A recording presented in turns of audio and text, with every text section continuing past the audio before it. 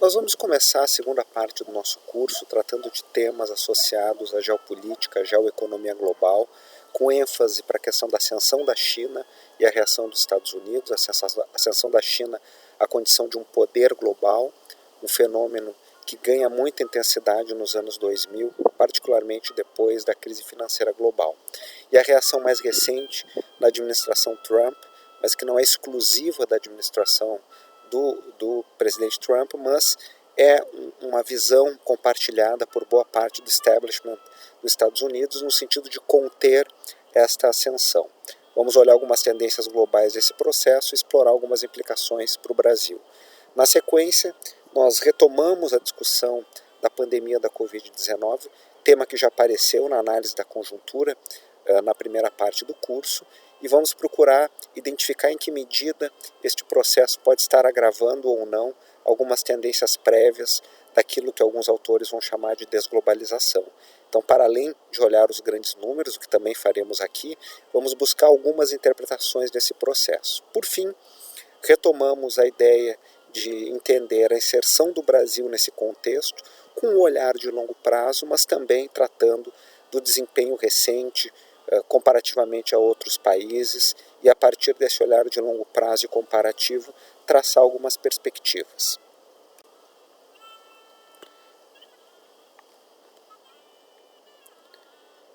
Os principais dilemas contemporâneos associados a todo esse processo de transformações do século XXI passam por um debate se a ordem liberal criada no pós-guerra, sob a liderança dos Estados Unidos, que ganha maior intensidade com o fim da Guerra Fria, se ela está ou não em processo de dissolução, e com isso também o movimento de globalização dos anos 80 para cá, o que vai fazer com que alguns autores utilizem a expressão desglobalização para caracterizar o que está acontecendo nos últimos 10 anos. Vamos olhar a questão dos conflitos crescentes entre Estados Unidos e China, conflitos esses que têm dimensões múltiplas, mas na forma mais aparente a questão comercial e tecnológica, mas com contornos claros geopolíticos. No plano econômico, processos anteriores à crise financeira global, lá de 2007 a 2009, com desdobramentos nos anos anteriores, como, por exemplo, o excesso de endividamento nos países avançados, das famílias, das empresas e governos, ao invés desses problemas serem mitigados no ciclo posterior, eles foram agravados. Então, hoje a economia global, antes mesmo da pandemia, estava mais endividada, muitos países com menor grau menor espaço, menores margens de manobra para atuar do ponto de vista de políticas econômicas quando a pandemia chega. Do lado real, a economia vinha crescendo menos, a economia global. Alguns países mantinham um dinamismo interessante, mas na média, a maior parte dos países numa trajetória de crescimento menos intenso, de menores ganhos de produtividade, algo que nós vimos também ao término da primeira parte do nosso curso. Por fim, alguns fenômenos estruturais, alguns provocados pelo ser humano, outros derivados da dinâmica de progresso tecnológico, o aquecimento global, a revolução digital e a inteligência artificial, o crescente uso da robótica em vários segmentos da vida produtiva, são aspectos que ganham contornos de maior intensidade também a partir dos últimos anos e, em especial, com o advento da pandemia.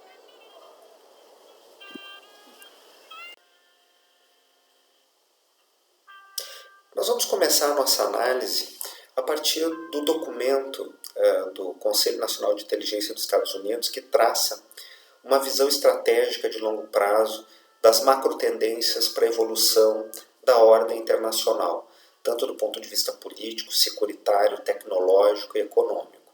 Esses estudos são frequentes e envolvem consultas com especialistas das mais diversas áreas de conhecimento, e que normalmente, se vocês tiverem a oportunidade de ler este exemplar ou os anteriores, alguns deles já traduzidos para o português, envolvem quase que sempre uma mesma questão: o que os Estados Unidos devem fazer para manter sua liderança internacional, quais os riscos à manutenção da sua liderança. Então, essa é a perspectiva, o olhar estratégico nacional. Eu trago dos Estados Unidos, porque é o principal poder global e boa parte dos debates que nós estamos demarcando nesse momento envolve exatamente a questão Estados Unidos, China e mudanças nessa ordem, se a hegemonia dos Estados Unidos vai seguir ou não vai seguir. E nada melhor do que começar pelo olhar que os estrategistas estadunidenses têm para com o seu entorno global e para as perspectivas de longo prazo. É importante lembrar que esse é um estudo produzido a partir de um órgão de Estado, não uma visão somente de governo, mas uma visão de Estado. Eventualmente os governos vão aderir mais ou menos especificamente nas suas estratégias de política comercial externa, de política de segurança externa, interna e assim sucessivamente. Nós vamos explorar essas dimensões para o período recente, que basicamente pega a administração Trump, mas o primeiro passo é esse olhar mais geral. Lembrando também que esse tipo de perspectiva vai aparecer em outros estudos acadêmicos, estudos produzidos por bancos de investimento, cada um com a sua preocupação, tentando projetar, olhar para o longo prazo e identificar algumas tendências que não necessariamente envolve a ideia de previsão, né, de prever o que vai acontecer, mas de olhar para alguns elementos e tentar desenhar cenários para o futuro. Parte desses aspectos são bastante robustos, por exemplo, as questões demográficas, o crescimento populacional, as mudanças etárias nas populações tendem a permitir certas projeções de longo prazo. Na área também das mudanças climáticas, é possível fazer algumas projeções bastante robustas e que geram resultados bastante preocupantes, né, no que se refere aos efeitos que essas mudanças climáticas rápidas estão produzindo para a capacidade de sobrevivência das diversas comunidades e regiões. Vamos começar com uma síntese do que foram as principais tendências identificadas por esse estudo. Na sequência vamos olhar alguns grandes números e depois vamos voltar aos temas estratégicos.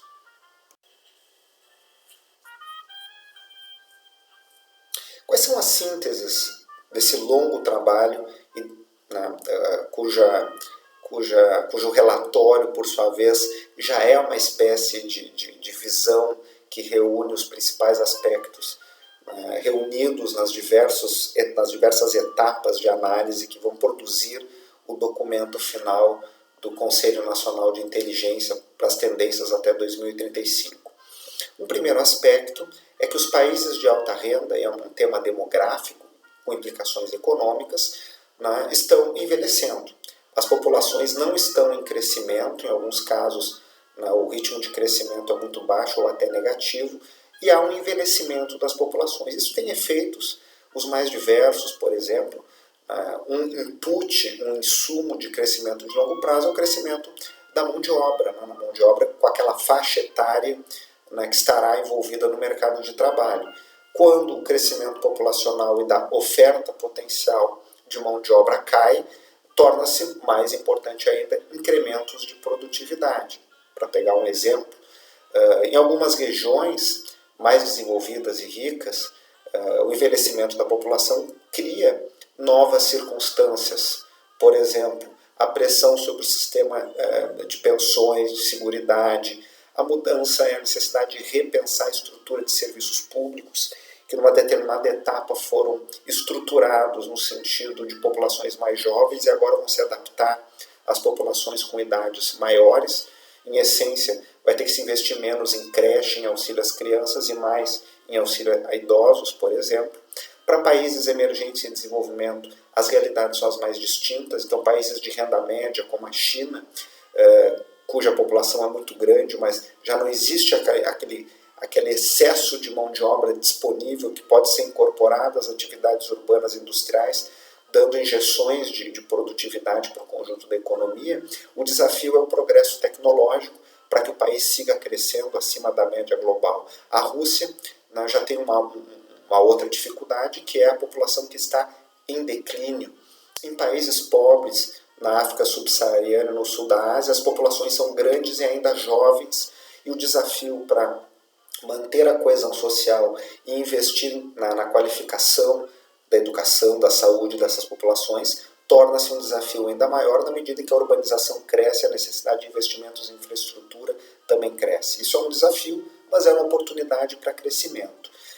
Tudo isso colocado, também cria-se uma tendência de pressão migratória, que se agrava com o quadro de mudança climática. Então, a maior parte das populações, as maiores densidades populacionais estão localizadas em regiões mais pobres e que se tornam mais quentes a cada ano e que se tornam mais complexas de manutenção de atividades como a agricultura, o acesso à água.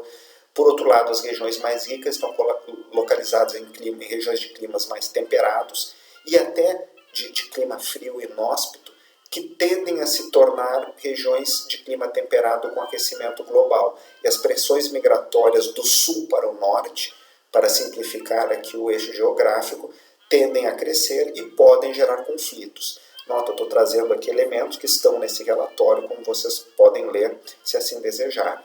Então, desafios para a manutenção da educação e do treinamento contínuo da mão de obra, tanto em países desenvolvidos quanto em desenvolvimento, e alguns outros aspectos, talvez não detalhados nesse relatório, mas em outros. Posso dar o exemplo do relatório de desenvolvimento do Banco Mundial do ano passado, que tratam do quê? Da necessidade de reinventar redes de proteção social. Por outro lado, o National Intelligence Council enfatiza o elemento da mudança da estrutura econômica, o baixo crescimento que vem acontecendo nos últimos anos, que aparentemente tende a continuar, especialmente nos países de alta renda, com mão de obra que está se tornando mais escassa e ganhos de produtividade que não estão tão dinâmicos assim. Nós mostramos, com base no estudo recente, lançado no mês passado do Banco Mundial, que os ganhos de produtividade têm sido menores no período que se seguiu a crise financeira global. Dificuldades na demanda, particularmente na demanda por investimentos, e um crescente processo de questionamento dos ganhos da globalização. Isso que já era uma tendência nos últimos anos, ganha mais força agora. A economia chinesa, que já é a maior do mundo em paridade de poder de compra, é a segunda maior em valores de mercado, já vinha com um processo de tentativa de inflexão, para um crescimento baseado no consumo doméstico, no setor de serviços, dependendo menos de investimentos e de exportações e da indústria de transformação. Talvez essas tendências ganhem força com a pandemia. Notem que na última reunião do Politburo, do Partido Comunista Chinês, que define as estratégias de longo prazo, se fala nesse crescimento dual, se fala numa maior ênfase para as atividades domésticas e por consumo. A tendência anterior que se colocava torna-se mais intensa agora, porque há a dificuldade de menor crescimento dos parceiros da China por conta da pandemia, mas há também todo esse tensionamento dos conflitos com os Estados Unidos e a pressão dos Estados Unidos para com os seus parceiros estratégicos para que reduzam os seus laços econômicos e políticos com a China. Esse é um jogo que vai continuar independentemente, eu já estou trazendo a minha perspectiva, não a desse relatório, que é lá de começo de 2017, alguns desses elementos ainda não estavam claros, certamente não a pandemia, mas o fato é que tanto a manutenção do presidente Trump no poder, quanto uma eventual mudança com retornos democratas, não me parece que haverá uma mudança significativa no que se refere aos elementos estruturais da relação com a China, que é a tentativa de contenção, que é a tentativa de reduzir o poder externo de projeção da China. A China vai continuar, na minha perspectiva, tentando driblar esses constrangimentos externos ora postos. O menor crescimento vislumbrado pelo estudo do National Intelligence Council pode ameaçar o combate à pobreza internacionalmente. O progresso tecnológico, mais intenso nesse momento histórico do que em outros momentos, que a tecnologia em geral é disruptiva, ela destrói formas antigas de produzir, de consumir, de relações sociais e cria novas. O problema é quando essas transições são muito rápidas. Quando essas transições no passado foram um pouco mais lentas, demoraram às vezes décadas, as sociedades conseguiam mais ou menos um processo de adaptação. Agora não. As profissões que estão sendo destruídas com o avanço tecnológico não estão sendo criadas novas oportunidades na mesma velocidade. Talvez lá adiante esse equilíbrio se restabeleça, mas existe aqui um gap de qualificações e um gap de velocidades que pode criar tensões. É isso que está sendo explorado nesse relatório. Mas não é somente a questão, né, de empregos e de formas de ocupação, mas uma série de outros elementos positivos e de riscos associados. Um exemplo que tem sido muito utilizado e que aparece aqui nesse relatório é o fato de que o avanço nas tecnologias, nas biotecnologias, pode permitir com que pessoas que tenham recursos, né, consigam ampliar significativamente, né, o tempo e a qualidade de vida. Então, aquela ideia de que explorar a possibilidade das pessoas viverem 100 anos ou mais com uma qualidade de vida que hoje não se vislumbra, torna-se não um elemento de ficção científica, mas uma possibilidade tecnológica. A questão é, todas as pessoas vão conseguir isso, somente algumas? De que forma os ganhos desse avanço tecnológico vão se dar? E que tipo de efeitos isso vai ter sobre o conjunto da sociedade, no plano moral, político? Então, essas divisões entre ter e não ter, que se expressam em várias áreas, vão se expressar aqui também, e nós não sabemos se isso poderá produzir tensionamentos ou não.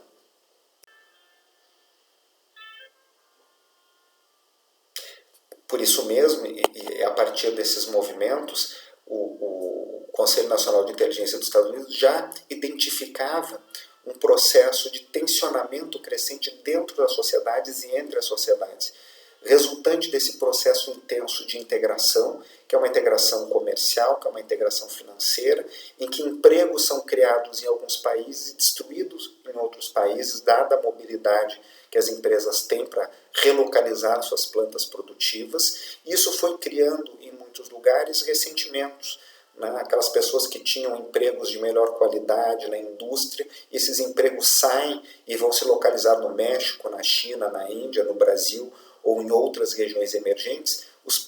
As populações locais na Europa, na América do Norte, começam a se ressentir, e esses aspectos vêm sendo explorados politicamente por aquilo que o texto denomina populistas, a direita e a esquerda. Isso seria uma ameaça, na perspectiva do estudo, à ordem liberal internacional, porque é uma reação de proteção, de fechamento, até porque isso os cientistas políticos têm explorado crescentemente. Se a economia se globalizou, a existência humana segue muito vinculada à tribo, né? Às questões locais, à alimentação local, à cultura local, à religião local. E quando essas comunidades se veem diante desses processos em que o outro entra, o outro que eu digo é a outra influência, os outros, outras características sociais, culturais, que vem por meio de produtos ou que vem por meio, né, da chegada de pessoas, de imigrantes, de trabalhadores. Né? Isso não é à toa, a versão final desse documento está sendo escrita num momento exatamente pós-Brexit, em que esse elemento aparece. Né? Por mais que o Reino Unido aberto, integrado à Europa, com um fluxo enorme de imigrantes, e imigrantes de países europeus, como a Polônia, como os países do sul da Europa, que crescentemente foram para o Reino Unido e se integraram à vida econômica e social, mas em muitas regiões, particularmente no norte do país, que eram as antigas regiões industriais, as populações se ressentem porque essa conversão, né, de formas de vida e de formas de ocupação não se deu de uma forma satisfatória na perspectiva daquelas populações. E as pessoas se sentiam como excluídas. O meu emprego desapareceu e o estrangeiro tomou lugar. Então, esses elementos passaram a ser utilizados, né, a partir de um desenho, na visão do estudo, insisto, populista, nacionalista, e os conflitos passaram a crescer. Então, a polarização política, a exploração da polarização política, a partir destes sentimentos derivados da globalização, também é um elemento que ganha intensidade, já vinha sendo desenhado por esse estudo, né, que é publicado em 2017, mas que está sendo elaborado nos anos anteriores, e isso nós assistimos nos últimos anos como uma possibilidade e pode crescer no futuro. Notem que esse estudo não está trabalhando com horizonte de curto prazo, mas olhando para 2035. Por conta desse aspecto, o ato de governar, né, a atuação dos governos nas suas múltiplas dimensões torna-se mais difícil. Né? A sociedade passa a demandar que os governos entreguem segurança e prosperidade num mundo em que as receitas tributárias estão em queda, porque os capitais se tornaram mais móveis, é mais difícil tributá-los, em que há crescente desconfiança essa baseada na realidade ou na manipulação da realidade. Então, aquilo que nós popularmente chamamos de teorias de conspiração passam a permear a cultura popular e a se disseminar em redes sociais, o que torna mais difícil para os estados liderarem em momentos críticos. Notem que isso está explicitamente colocado neste relatório, anos antes da pandemia da Covid-19. E quando vem a pandemia da Covid-19, segundo os trabalhos e os estudos que nós estamos tratando aqui de trazer para vocês, tanto de mercados financeiros como de analistas, claramente aqueles governos que tiveram a capacidade de lidar, de transmitir a informação e de dar parâmetros objetivos baseados na ciência, explicando para suas populações as medidas e tendo a adesão dessas populações, ou mesmo em países que têm estados e sociedades mais centralizadas, na Ásia, a China é um exemplo, em que para o bem ou para o mal, gostemos ou não, isso é irrelevante, mas objetivamente, como um dado da realidade, o Estado tem a capacidade de liderar a sociedade, e isto, no momento da pandemia, se revelou uma vantagem, né? Se conseguiu concretizar medidas de isolamento social com maior eficiência e um retorno a uma maior normalidade, ainda que não uma normalidade completa, das atividades econômicas. Então, os processos de isolamento social de lockdown foram menos prolongados e mais eficientes, e a retomada está se dando de forma mais rápida. E é isso exatamente uma possibilidade que emergiu na realidade, que já vinha sendo explorada pelo National Intelligence Council. Então, o avanço tecnológico pode ajudar a disseminar também os aspectos de desconfiança da população nos seus governos e a capacidade de bem gerir por parte desses. O fato do poder estar hoje pulverizado, né, em organizações não governamentais, em empresas e indivíduos que tenham muito dinheiro e muito poder, também são elementos que vão diluindo as capacidades estatais na perspectiva do National Intelligence Council. Isso também produz conflitos que são muito distintos dos conflitos do passado, guerras entre países. Os conflitos podem se dar dentro de grupos nos países, na expansão, grupos grupos denominados terroristas, o acesso ao armamento, a possibilidade de ruptura da normalidade da vida social pelo uso de novas tecnologias. Tudo isso também vai tornando, né, os processos de instabilidade potencial, mas a instabilidade sempre é potencial, esses processos mais potencialmente, com perdão da redundância, dissemináveis e difíceis de serem geridos. E por fim, não menos importante, o National Intelligence Council, como quase todas as análises que lidam com o olhar sobre o futuro, muito preocupado com os efeitos da mudança climática. Isso não é uma questão, digamos assim, ideológica, né, para esse ou aquele espectro de visão de mundo, é um dado da realidade que vem se manifestando, né, dos eventos climáticos se tornarem mais intensos e mais frequentes, os eventos climáticos extremos. Então existe um aumento da temperatura média e os efeitos disso em termos de variabilidade de eventos climáticos extremos, os mais diversos, e nós estamos assistindo isso ano após ano, a cada verão no hemisfério norte. Nesse momento nós estamos no verão no hemisfério norte, novos recordes de elevação de temperaturas, disseminação de incêndios.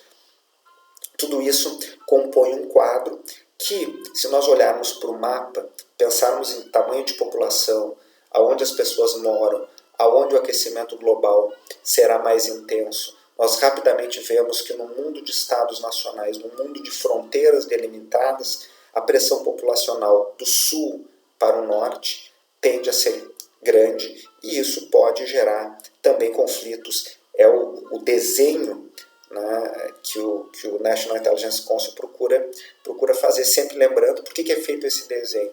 Porque é um olhar para o futuro sobre quais riscos e potencial para a manutenção da liderança dos Estados Unidos, da segurança do país e como reduzir esses riscos. Portanto, quando se trabalha com esse olhar estratégico de longo prazo, há que se observar os riscos em potencial. Não se pode imaginar que as coisas vão sempre ser como são hoje ou que vão ser sempre positivas. Há que se olhar um espectro de possibilidades e contar com riscos de agravamento de tendências. Feito esse desenho inicial, que vai ser como uma espécie de bússola para essa análise geoeconômica e geopolítica que nós vamos estar desenhando aqui nas próximas aulas, nós retomamos com os grandes números só para dar contornos para esses aspectos, trabalhando aqui com as informações padronizadas. O último relatório disponível neste momento aqui que eu estou gravando é o Handbook of Statistics de 2019 da UNCTAD, com dados até 2018, para alguns relatórios padronizados internacionais, que eu estou sempre utilizando essas fontes, que são as fontes primárias ou as fontes que disseminam estas informações a partir da coleta e da padronização das fontes nacionais. Nós temos dados, em alguns casos, até 2018, outros até 2019. Vamos a eles. Comecemos com população, olhar tamanho, evolução, estrutura etária e projeções atuais da ONU, na medida em que são dados bastante estáveis. É difícil imaginar que daqui para os próximos, até metade do século XXI, nós vamos ter mudanças significativas nos números aí apontados.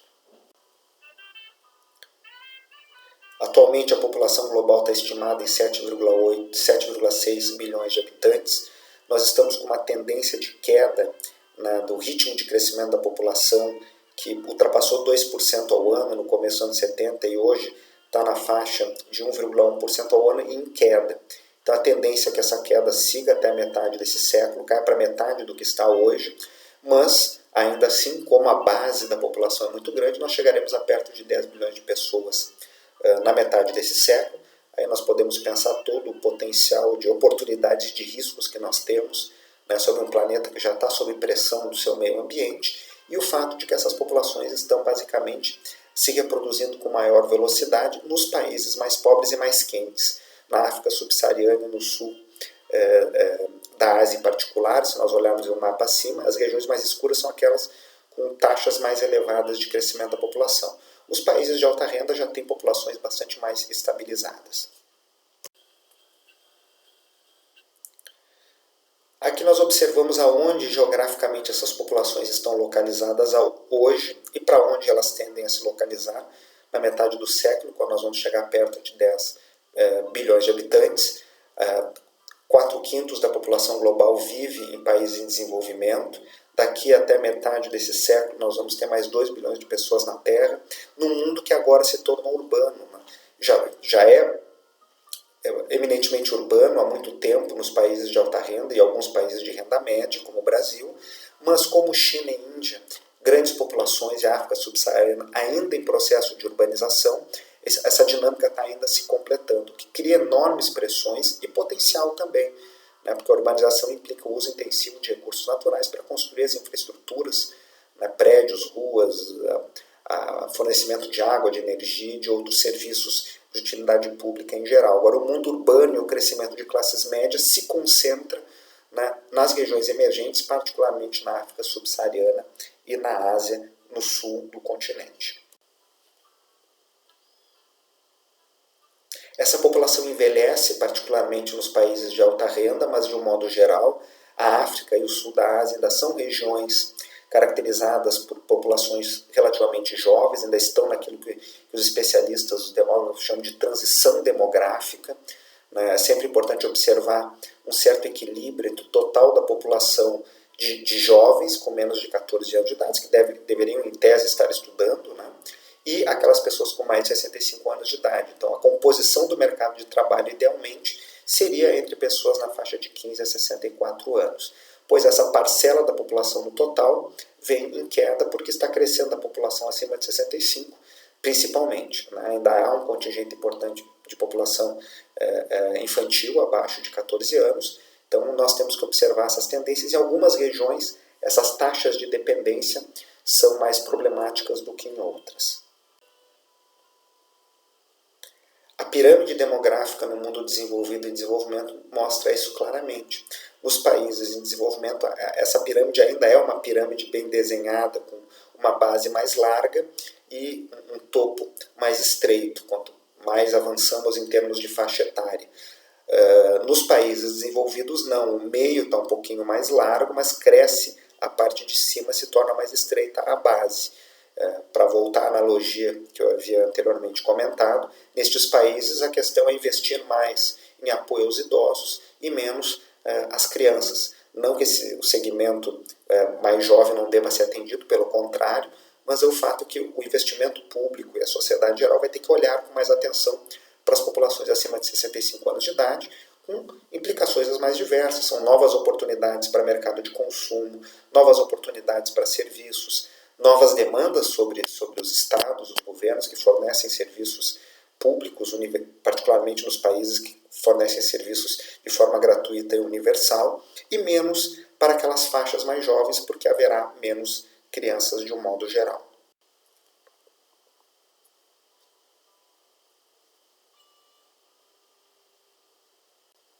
Sobre o produto global, cabe observar, que os países de alta renda se concentram fundamentalmente na América do Norte, na Europa, em alguns locais como o Japão, como a Austrália, que tem rendas per capita acima de 30 mil dólares ano.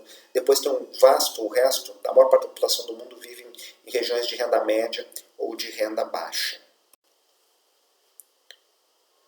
Como nós já tínhamos observado anteriormente, e nunca é demais trazer evidências e insistir na mesma observação da realidade, o crescimento da renda per capita, que é a variável síntese da dimensão estritamente econômica dos processos de transformação das sociedades, vem sendo cada vez menor ao longo do tempo.